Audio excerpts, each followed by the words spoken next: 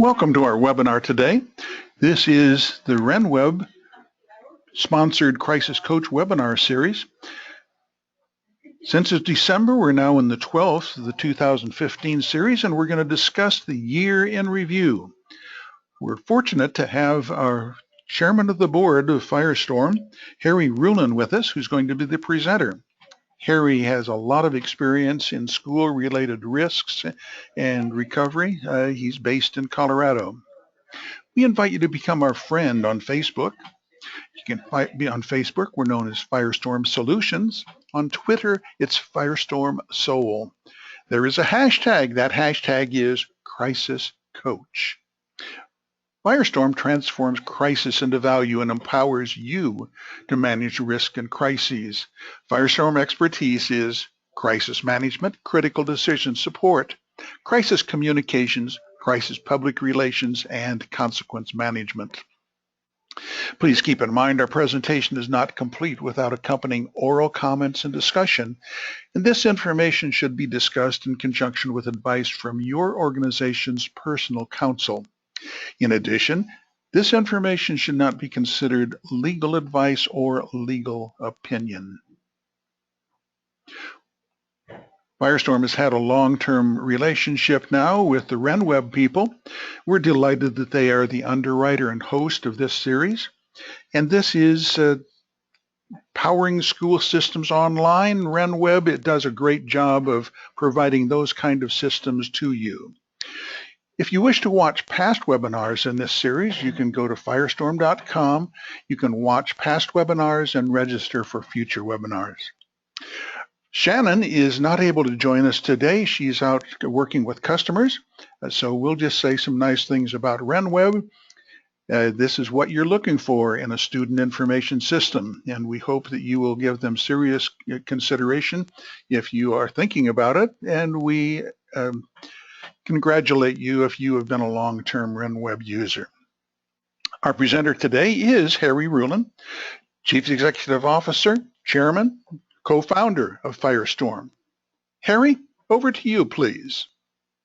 Well, Bill, thanks so much, and thank you everybody for joining us today.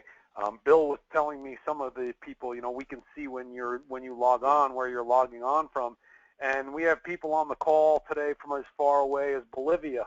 So welcome to everybody. Happy holidays to everybody. And I'm so glad to be able to talk to you today about the year in review, because so much went on in the school market this year. There's so many things. We dealt with various crises, various planning assignments for several of the RenWeb schools. We dealt with, unfortunately, a lot of violence in schools this year. The last school shooting that actually Firestorm was involved in a couple of months ago, at that point in time, that was the 47th shooting this year. So we're well over 50 now. It is a real issue that we'll talk a little bit more about as I go on through this presentation. One of the things you've heard us talk about before, and you're going to hear me talk about again today, is knowing what's going on at your school. Knowing that through technology, you can monitor and understand a lot more about what's happening. And you'll hear me also talk about my favorite issue, which is rate of change. Because of technology, everything is changing worldwide and in your school at a rate that's hard to comprehend. What made sense yesterday may not make sense today. So we'll talk a little bit about that today, and if you have questions or you want to get deeper into any subject, I really want to encourage all of you, call us. Pick up the phone and call Firestorm. We're not going to charge you for it. If you've got a question or you've got something you just would like to bat around, we would love to hear from you. Because a lot of these topics, they are fairly complex. We have people that this is what they do all day, every day. So for example, if you want to talk about your behavioral risk and threat assessment program, to you it's something new. To us and to the people who've designed those programs, that's all they do. So tap into that expertise wherever you can, because it's going to make your process go that much easier and that much smoother. The expression, don't reinvent the wheel, it really applies here. Don't reinvent the wheel on anything that's risk-related for your school. Let us help you. So that being said, the last time I had the opportunity to speak to all of you, we talked a little bit about communications in a crisis, and there are a lot of lessons learned. Well, again, today we're going to talk about all of the things that we went over this year, sort of the year in review from a critical decision support standpoint. Those of you who've been on these webinars before know that Firestorm follows a pretty simple methodology: predict, plan, perform. And one of the things I always say to you is that you're all so good at your day jobs, you're all so good at running your school, that you want to jump right to perform when you see a problem. You know what the solution is, you're going to fix it. And I want to encourage all of you, for a multitude of reasons, but for one really good one, not to do that. By skipping the steps of predict and plan when you see a problem, you run the risk that you haven't fully analyzed the vulnerabilities and exposures created by that problem. Additionally, you haven't given your people the benefit of seeing the thought process that goes into the problem solving. And one of the things we saw this year in some very vivid situations was that the person who had all of the knowledge and knew the solution wasn't at the school for one reason or another when the crisis occurred. So we had one head of school that happened to be away with her daughter at a cheerleading conference when the school had a very serious problem. So if you always are the problem solver, or if you allow those things to be changed or fixed without going through a process and allowing people to participate, that is a really serious error in terms of building a bench, building the infrastructure and the foundation of your preparedness program. So where do we start? When we talk about preparedness, you guys are going to now, you're going to come back from the holiday and you're going to be ready to do your 2016 process. You're going to start with vulnerability and threat analysis. You're going to look over what happened in 2015, what can we learn from that, what changes can we make, and I guarantee you that you can identify your organization's next crisis.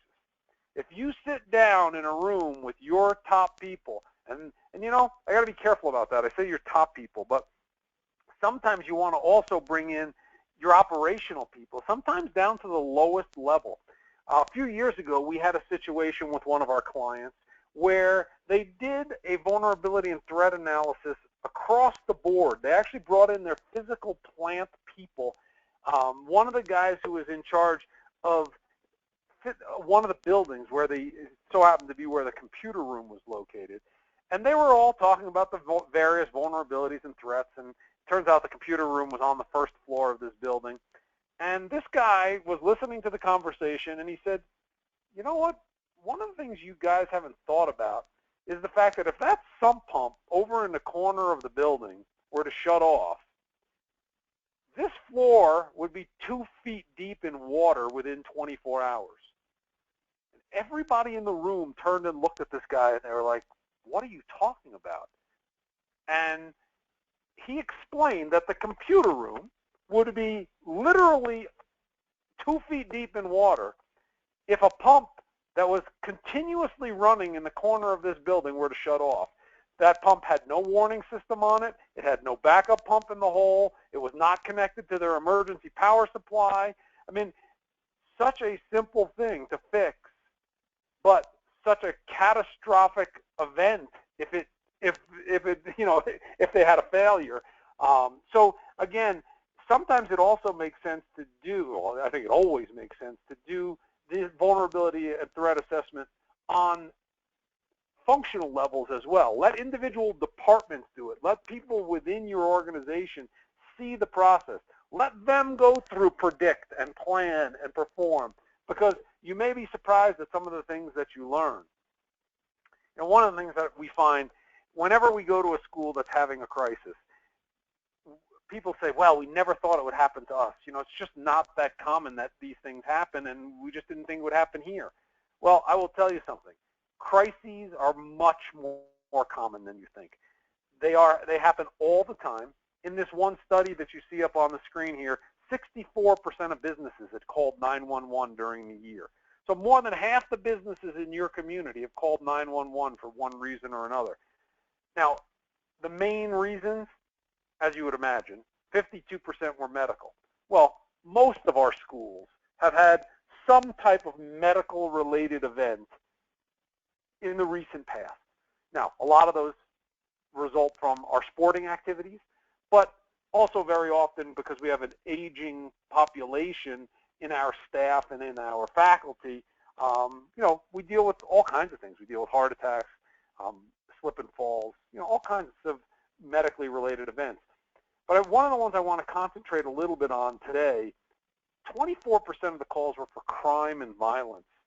We see on TV every day, there's something, crime happening somewhere near our schools.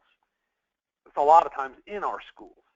And this is something that we really need to focus on. Now, you've all heard us in various webinars talk about having a predictive intelligence system, knowing what's going on at your school. The fact that the students, the faculty, the staff, the parents, the non-custodial parents will telegraph often what they are going to do on social media, in text messages, in other ways that we can see. So I'm going to talk to you more about that as time goes on, but I think it's important to understand that crises do happen. They're going to happen in your community. It's likely that sooner or later they're going to happen in your school. So just be aware, again, acknowledgement and acceptance of that fact so that you're not practicing what we call disaster denial is going to take you a long way towards building that culture of preparedness within your organization, which is ultimately where you're trying to get to. One of the things we find, most of the companies, most of the schools, most of the organizations that we deal with are not ready. They all say they have plans, and when we go and test those plans or check on those plans, even though they say they've been updated, rarely is that in fact the case. And one of the biggest problems that we come across is that the plans tell you what to do, but not how to do it.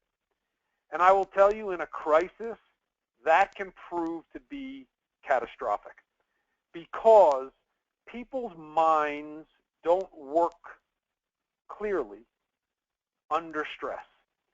And also, as I've already said, very often the individual responsible for a particular function may or may not be there. So if the plan tells me what to do, but I'm not the person who normally is executing that piece of the plan, and I don't know how to do it, the plan fails. So one of the things you've heard in other webinars this year is about Firestorm's Rule 1, 2, 3, which is that for every job in your emergency response plan, your crisis management plan, your behavioral risk and threat assessment plan, every one of those jobs needs to have 2 other people trained. Because if someone's on vacation, if someone's at a cheerleading conference, if somebody's not available, you need to make sure that there are people to do that function. And unfortunately, when you have a catastrophic event at your school, very often there are people involved in that event. You've heard us say many times that every crisis is a human crisis. Well, if the person who's responsible for executing a particular part of your plan is involved in the event, it's going to be pretty difficult for them to do their job. So again, look at the process, the procedure, do test exercises. When you do your test exercises, take people out of the exercise. I did a test exercise this year with an organization that was really well prepared. And their plans were good, their people were well trained, but during the exercise, the manager, the lead guy, kept answering all the questions. So this year when we do their test exercise, he's out. We are not going to include him in the exercise. We're going to treat him as though he was on vacation, and because the other people didn't get a chance to really feel and participate to the level that we would have liked in the exercise because we had such a strong leader. So if you've got that same situation, make sure that during your process, you factor that in. It's really important to get your people ready. I talked a little bit already about violence and the fact that it's everywhere. It's ever present. And the fact that you haven't had violence in your school, you haven't had it in your community, does not mean you're not going to have it tomorrow. We deal with schools that are in rural locations, urban locations, suburban locations, and I can tell you there is no pattern. The violence that we see in schools comes about in every conceivable type of jurisdiction. And the fact that you may be the first in your community to experience it doesn't change the fact that you now have that crisis. You own that, and you have to deal with it. You have to factor that in as one of the vulnerabilities and threats when you sit down with your people and do your analysis for the year. The other thing I think you have to remember is that workplace violence is the leading cause of injury or death in various classes. So for women, workplace violence is the leading cause of death in the workplace. And a lot of your schools employ a significant number of women. Now, if we were sitting in a room and I could ask you to tell me what it is, why do you think that that's the case, someone would come up with the answer pretty quickly. And the answer is women have domestic issues which follow them into the workplace. So almost invariably, it's a husband or a boyfriend who is coming to the workplace to exact some kind of retribution for something that occurred outside of the workplace. The problem with that is you now have a violent perpetrator who is willing to commit a felony on your campus, and anyone that stands in the way or anyone who happens to be in the way is at risk. They're in harm's way.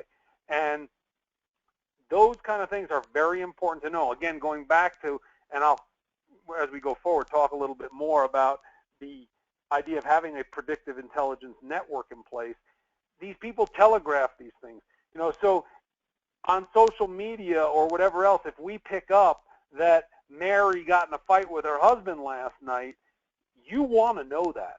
You want to have a system in place where your behavioral risk and threat assessment program has a technique for dealing with that, because if you know that there's the potential for a violent spouse to be coming to your campus, now you can do something about it. You can circulate information about that individual. You can get early information. You can put the police locally on notice. There's all kinds of things you can do, but it has to be part of a plan that you have trained and executed prior to an event ever having occurred. You certainly don't want to start thinking about it or planning for it when you hear about it. You'll see that Firestorm in a lot of our webinars, we put up a thing that says before now. You want to plan before now, because now is when something's happening, and you want to have planned before now. So again, these are the kind of things that when you go through your 2016 vulnerability and threat analysis, workplace violence has to be part of your thought process. Now, many of the RenWeb schools have contacted us, and specifically me, to talk about guns in the school. They want to talk about, should we be arming guards? Should we consider arming teachers? Anyone who wants to talk about that, feel free to call me. I don't want to take up a lot of time on this webinar with that conversation, but I can tell you it's a very difficult and lengthy conversation, because one of the things they teach police officers is, they ask them the question when they're in the academy, what percentage of the time do you think when you get to a scene, do you think that there's going to be a weapon? And typically the answers are, 10%, 20%. The answer is 100%, because the policeman always brings his weapon. And many police officers are shot with their own weapon. And what I think is very important that you need to think about is, if you have an armed security person in your facility, they no longer have to think about how to get a gun into your facility. All they have to think about is, how do I get the gun from your guard? So, and again, so that's one issue. And then we had a situation where one of the schools has, as part of their security plan, that the head of school would actually be carrying. So when we started walking through that thought process with them, I said to them, what is it that identifies the head of school as a member of the school community and not the perpetrator? Because in today's world, the police are trained to enter the school immediately. It's no longer that they wait for backup. First officer on scene goes in, and they shoot anyone who has a gun. And you could see the lights start to come on as we were having this conversation. And I said, well, have you done test exercises with the local police? Do you have some type of vest or other thing that identifies you as a member of the school community? All of the pieces, again, that predictive work and then the planning would have helped them perform. And what they realized very quickly was that they were nowhere near ready to even consider having a gun on their campus. So again, if anyone wants to talk about that kind of thing in detail, I am happy to do so, but it needs a real detailed conversation. So, one of the things we're seeing a lot on the news right now is civil unrest. There's just, because of all of the bigotry and the rioting that surrounds it, and people trying to express their displeasure with the government and with various governmental agencies such as police departments, you're seeing a lot more of it. I don't know that there is a lot more of it, but you are definitely seeing it. And one of the reasons you are seeing it is because everybody's a publisher. Anyone who has a cell phone in their pocket can videotape, audio tape, can send it to the news. It's on almost immediately.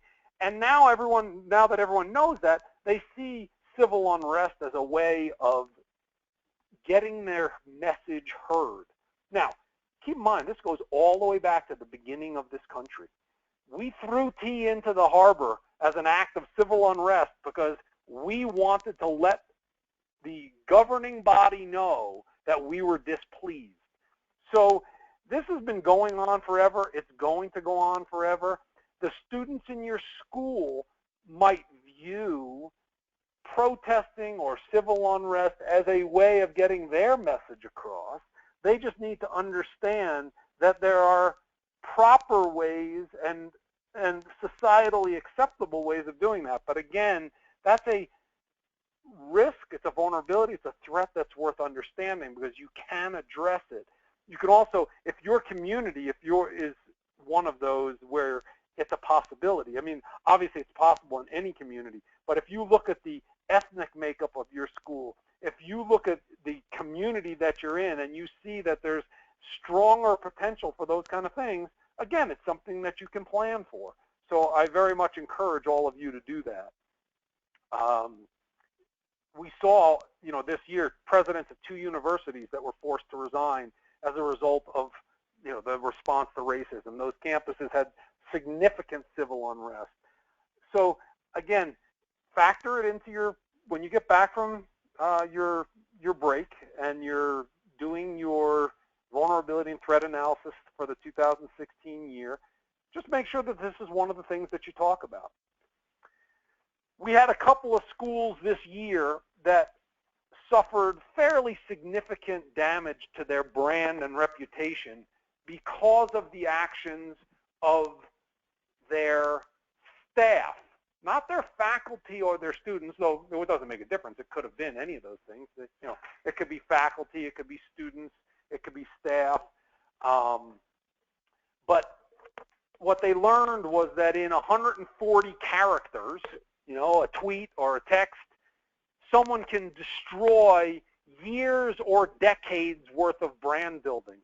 And because these things go viral and go around the world almost instantaneously, it becomes a very significant issue. So again, one of these schools actually didn't even know what was going on for a couple of weeks. And that's because they did not have a monitoring system in place to know what was being said about them on the web.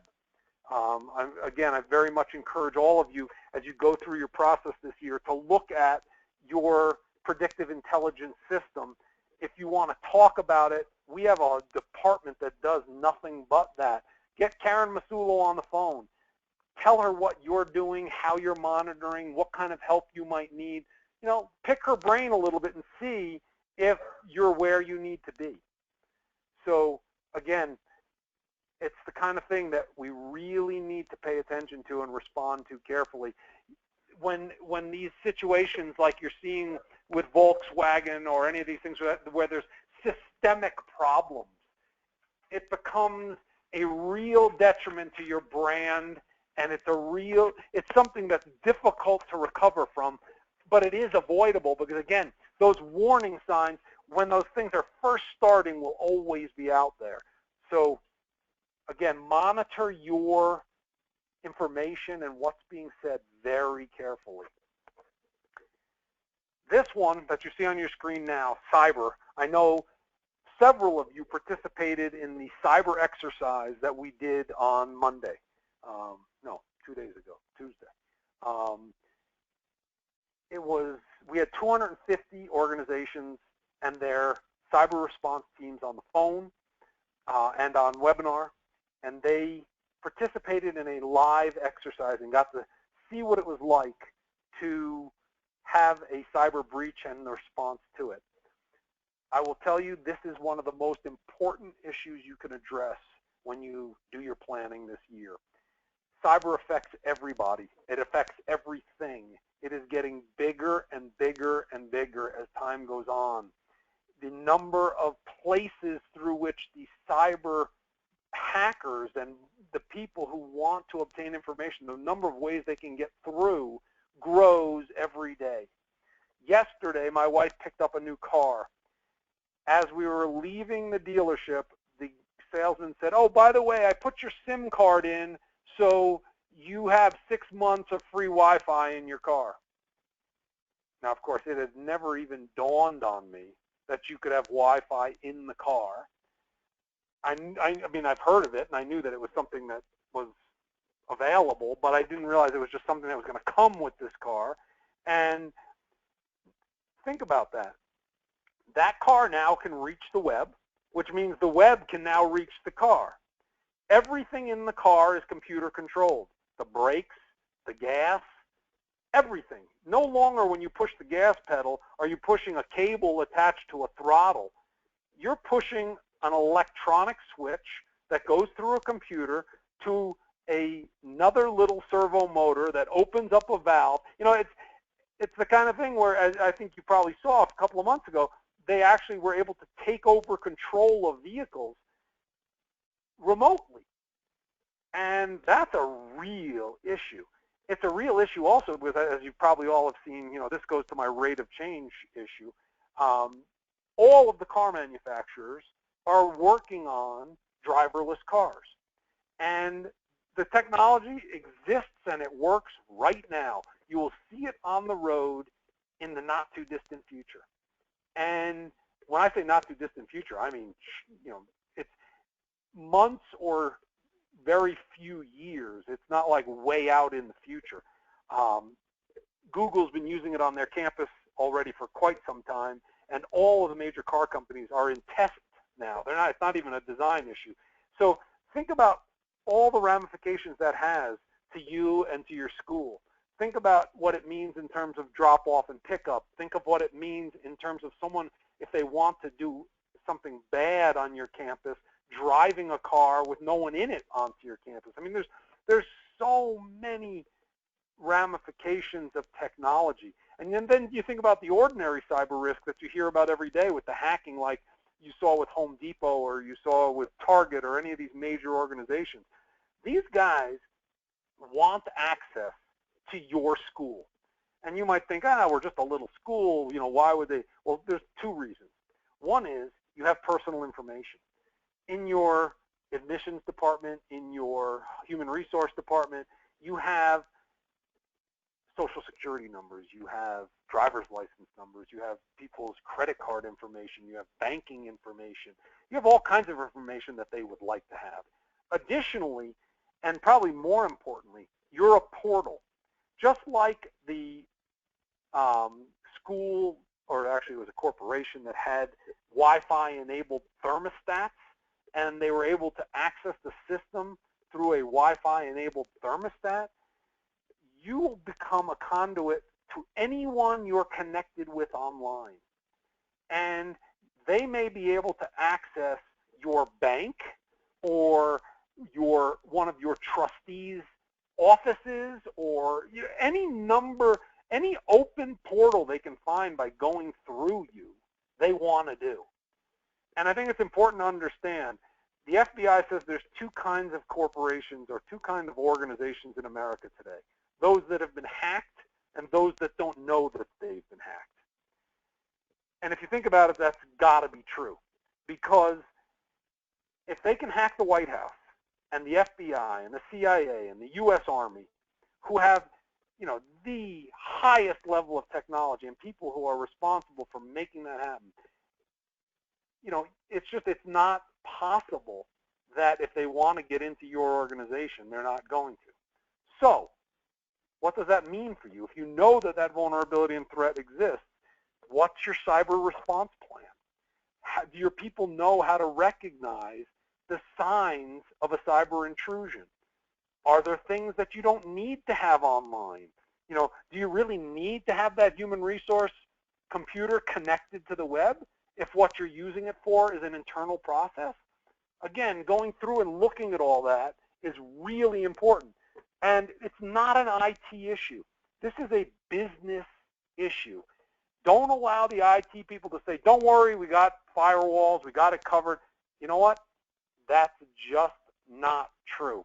In the same way that I told you that my people spend all day at their day job doing various things like predictive intelligence or behavioral risk and threat assessment, these guys who hack for a living, that's what they do. They are the ones who push the envelope.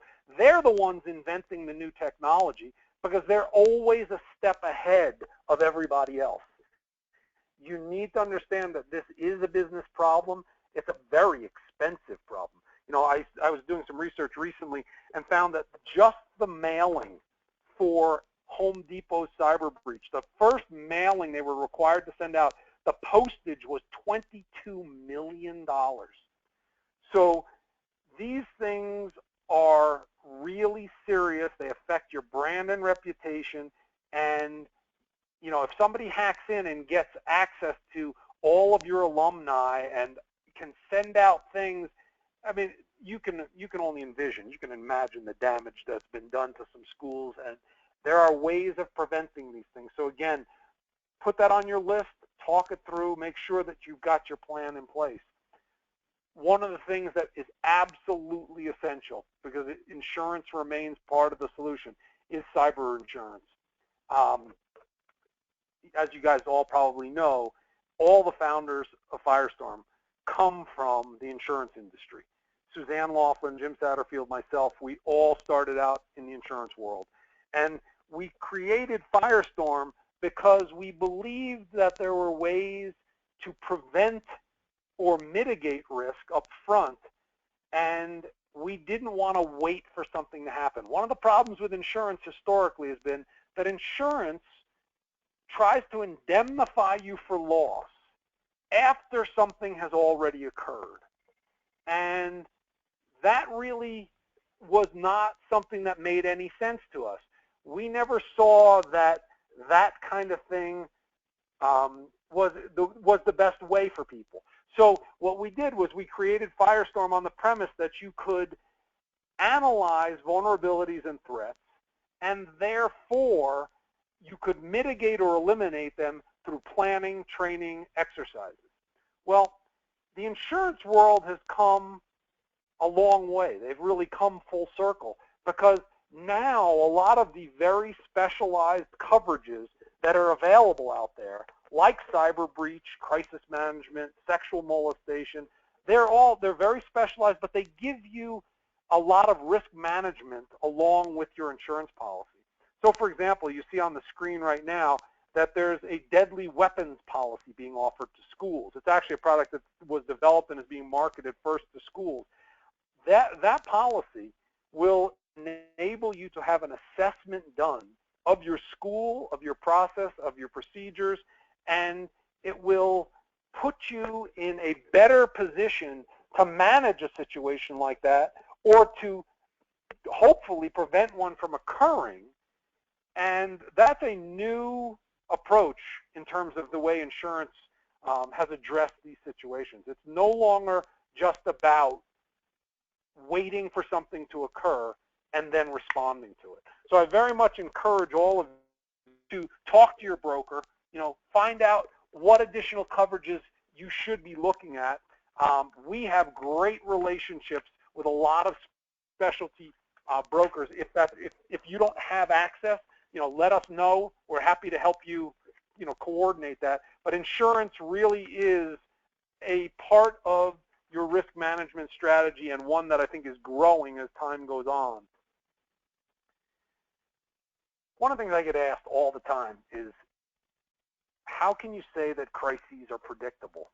Well, I say that for a bunch of reasons. One is, again, if you sit down with your people and ask them, they'll tell you just about everything that your organization is exposed to. Also, a lot of the ones that we get asked about, active shooter, sexual misconduct, you've seen in the news lately, we've had these big sexting scandals. Someone always knows. Well, within reason, someone always knows. I mean, what they find, about 78% of the cases, at least one person knew. And in 66% of the cases, 2 or more knew. And they didn't know what to do with the information.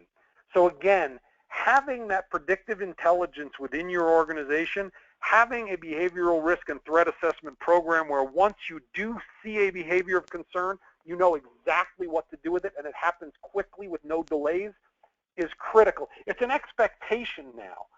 It's no longer that you're going to be able to say we didn't know, because if the information was knowable, there are going to be people out there that in fact know it, and they're going to want to know why you didn't. So what you see on your screen right now is real information obtained from the internet. I mean, our predictive intelligence people are out there every day monitoring on behalf of the schools that have hired us to do so for them, but also monitoring certain keywords and phrases to see if we can help avoid the kind of situations that we've been involved in the past. So we see every week somewhere where someone is threatening to use violence against someone else. And we report that to schools, we report that to police agencies, we report that in all kinds of ways. And we do that because, we're just trying to prevent these incidents from occurring. So on your screen, one of the things that's happened in terms of the evolution of these situations, we started out communicating. 25 years ago, we communicated with each other verbally. We talked on the phone, we talked face-to-face. Then email came along. Email was a terrible way of communicating because, first of all, it wasn't timely. People didn't necessarily see it when you wanted to. They couldn't read inflection into it, so they didn't really know what you were saying. You might have been saying one thing and they read something else. Well, then recently, we switched to text messaging, which was even worse. Because now not only were we still doing it in writing, but we were trying to do it in as few words as possible.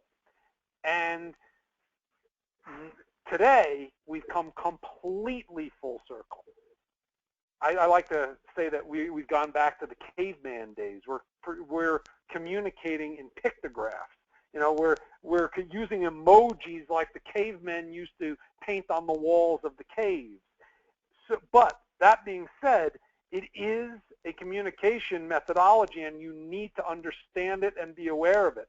The sophisticated monitoring tools that our predictive intelligence people use are able to read emojis. So this one that you see on the screen with policeman and gun is one that we pick up very frequently. And you'll pick up ones with schools and guns and teachers. There's all kinds of things that are out there that you have to be aware of. So again, are crises predictable? Yeah, they really are. And a lot of them are preventable or at least mitigatable. So sit down with your people, talk those through, develop the predictive intelligence that you're going to use in those situations. And again, if you want to really know how to predict what's going to happen in the future, go to the movies. If you think about it, and actually I think, yeah, this slide, this is a slide for a different purpose, obviously, but think about how long ago the Dick Tracy cartoon predicted the iWatch. Now, if you think about it also, the racial problems we're having, the communicable illness with pandemics, the terrorism, all of these things, there have been movies about these things for years. I mean, decades, literally. So, again, if we sit down and think about it and talk about it, we know what the vulnerabilities and exposures are. We don't know when they're going to happen, but we know that they can happen, and therefore we can plan for them. So, the rate of change issue, the iWatch. Now, not only are our students, faculty, and staff carrying phones, but they have web-enabled devices on their wrists. There's now web-enabled clothing. And think about what we were talking about before, the hackers. If they're able to get into the FBI, the CIA, the White House, be sure that that device can be used against you. And again, all of that you have to factor in. Are your students doing things that can affect the brand and reputation of your school while they're in class? A lot of our schools don't allow cell phones or cell phone use in class. Well, now you've got web-enabled watches, web-enabled clothing, things of that nature. You need to factor that into your thought process, because you may not be able to control communications the way that you used to. So again, just the things you need to put on the table and be thinking about. It doesn't mean you need to do anything, but you definitely need to be thinking about it. The rate of change, in my opinion, is the biggest risk factor for schools. It is difficult to stay out ahead of the technology. It's difficult to even know what the emerging technologies are unless you have people who are responsible for looking at that. And Firestorm tries to bring as much of that to you as possible in these webinars and in other ways. But again, only if you're communicating with us, with others, having people who are responsible for that, are you going to be able to stay out in front of it.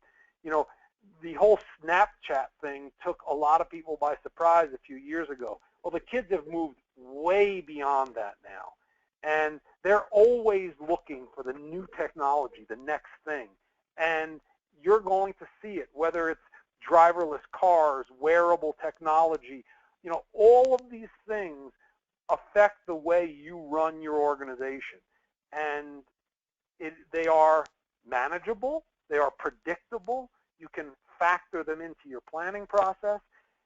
And that is the expectation of those people who are putting their children in your care. So again, any way that we can help you with that, don't hesitate to reach out for us, because we are also on a daily basis monitoring this rate of change issue and the things that are changing around us, the new vulnerabilities and threats that are created for our customers in that way. So we would love nothing more than to talk to you about it. So with that said, I've used up our 45 minutes. Your plans will be tested in 2016, hopefully because you're all testing them voluntarily.